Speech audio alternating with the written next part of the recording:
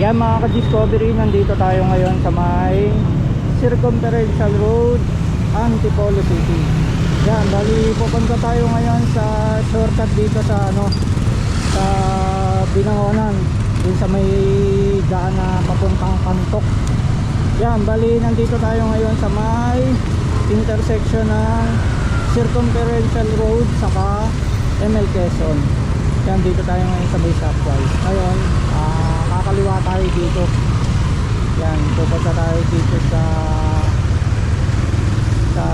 Binangonan. Yan, sa mga dadaan dito,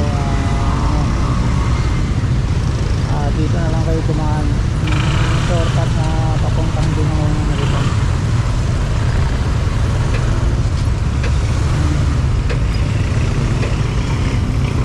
Yan, bali kakaliwa tayo dito at makikita nyo na yung pinaka shortcut na sinasabi ko. Yan, mapapabilis yung nyo rito kaysa dadaan kayo ng Ikling, Angono, Bayan.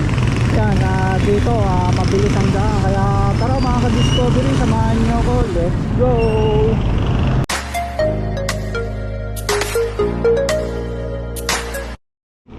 Sa mga papunta ng Binangonan, Cardona or Laguna, Mabita, pwede na kayong dumaan dito kasi mabilis ang daan dito. Mas mapapabilis kayo kaysa dumaan kayo sa sa mga matatraffic na lugar. Itong lugar na to ay ang tawag dito ay diversion road. Yan, papuntang pwede kayong papuntang Torong, pwede Binangonan, Cardona, Halahala. Yan, may daan dito or Palaguna. Itong daan na to ay di pa masyadong dinadaanan ng mga motorista, pero pag napadaan kayo dito, masasabi nyo na mabilis at matitipid yung oras nyo sa kayong gasolina nyo.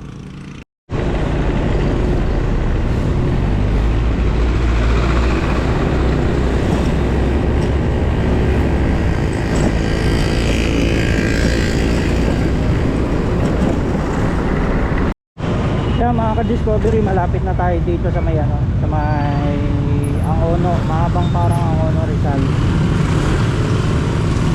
Yan, ito yung pinaka boundary ng Antipolo at Angono, Rizal.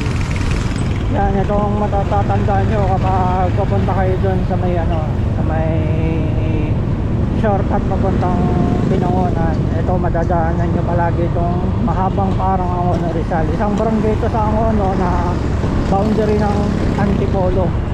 Yan, pwede ka rin dumaan dito papuntang dun sa may bayan ng Angono. Meron din daan dun sa may Domsa na tinatawag. Yan, yung magandang daanan din. Tapos may daan din papuntang Street, yung yung firing range saka yung golf course dito sa Binangonan, Rizal.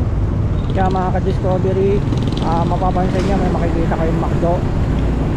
Yan yung isa sa mga landmark na nasa mahabang parang na kayo. Na tayo banda sa may palengke ng ng mahabang parang. Yan, dito na tayo sa may barangay nila.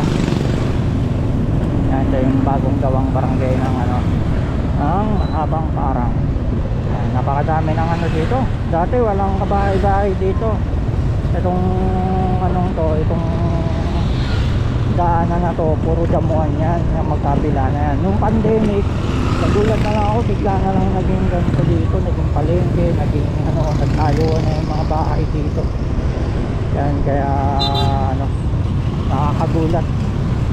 Naging commercialized, lalo na naging yung na-widening saka nagawa yung kalsada rito.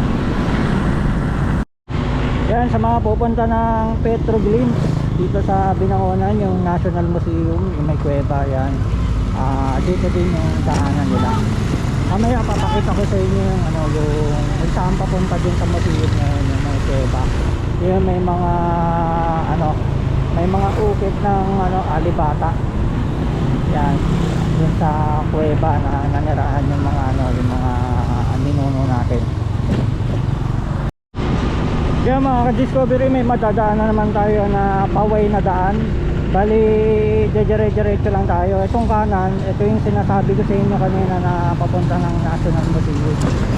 Yan, dito sa lugar na yan. Ito, dire-diretso tayo. Dito na tayo sa may Madrigal. Yan, dire-diretso na lang tayo. Palabas natin tayo ng Pantok, Binangonan. Yan, ito, napakaganda ng daanan ngayon dito kasi ano, may ilaw, tapos bagong gawa yung kalsada. Baga hindi pa, ilang taon pa lang ito nagagawa. Kaya yung mga pupunta dito sa ano, sa Binangonan, Cardona, Morong, Palaguna, pwede na kayo dito dumaan para di na kayo lumayo.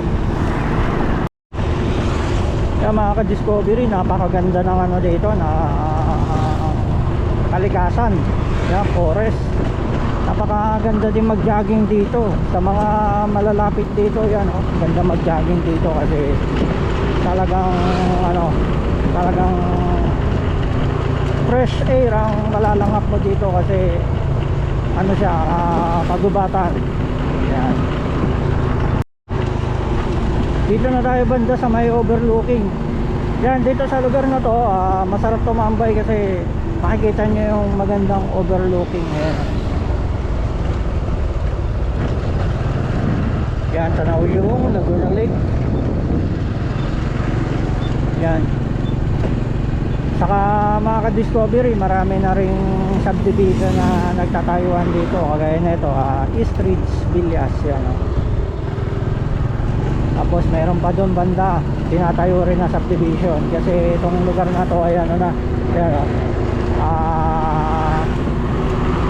commercialize na yung kalsada dito at ano, kumbaga ano na talaga siya, develop na yung kalsada.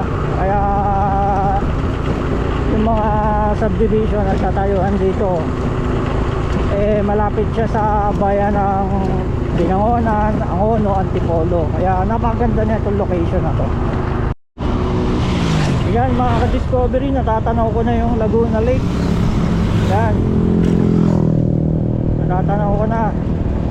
Yan, napakaganda ng ating Laguna Lake.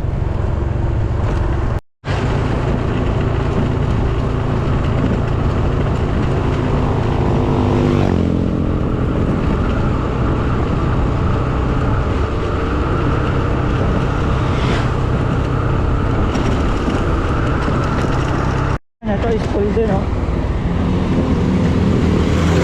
Yung eskwelahan dito. Yan sa taas, saka doon sa kabila. Yan, madami na yung ano rito, mga population. Kaya kailangan ng tayuan ng mga business and mga school establishment.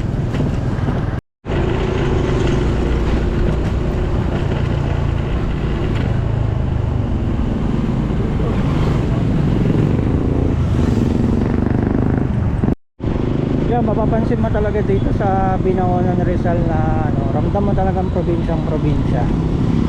Kasi makikita mo yung mga paligiran na peaceful, payapa. Kaya mga ka-discovery, dito na tayo banda sa may Pantok. Pag napunta na kayo sa lugar na to, mararamdaman nyo na yun, medyo matraffic kasi malabas na tayo ng ano, na stoplight dito sa may intersection dun sa ano, dun sa Manila East Road, Binangonan, Rizal. Medyo nagka-traffic na rito kasi yung mga sasakyan nagsasabay-sabay na palabas sa lugar na ito. Antay ko na. Oo, sige.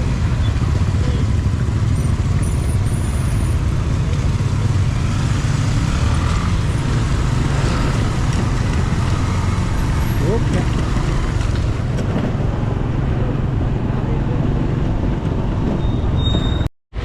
Kaya kung mapapansin nyo, yan, malapit na tayo sa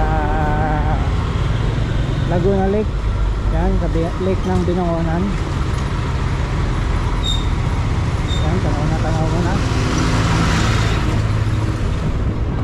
malapit na tayo dun sa pinaka dulo, sa pinaka stoplight section na ito. Yan, pag nakita nyo tong Sidemore na to, itong supermarket na to, grocery, ito na yung pinaka dulo. Tapos mamaya kakaliwa tayo pagdating dyan sa pinaka stoplight dito. Yan mga ka-discovery, ito nakakaliwa na tayo. Ito na yung papuntang Binangonan proper, papunta ng Alahala, Morong, Cardona, Malaguna. Yan, pwede kayong dito dumaan sa lugar na to.